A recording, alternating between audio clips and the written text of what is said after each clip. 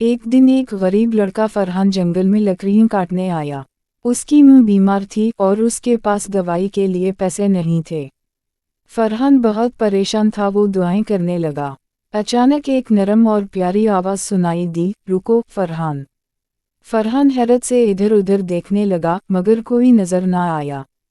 फिर इसने देखा कि एक दरख्त की शाखें हरकत कर रही हैं।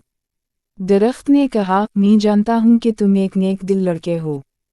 तुम्हारी मां की मदद के लिए मैं तुम्हें एक खास तोहफा दूंगा। फरहान खुशी और हैरत से दरख्त के करीब आया। दरख्त ने अपनी एक शाख हिलाई और एक सुनहरी बीज ज़मीन पर गिरा।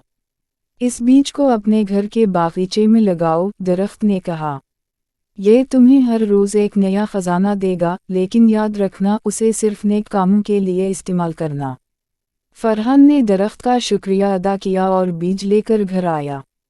इसने फ़ौरन बीज को ज़मीन में लगा दिया। मुकम्मल कहानी देखने के लिए हमारा चैनल सर्च करें और जानिए कहानी का ऐसा अंजाम जिसने सबको हैरान कर दिया। चैनल पर मज़ीद दिलचस्प कहानियों के लिए अभी तलाश करें उर्दू स्टोरी वर्ल्ड्स।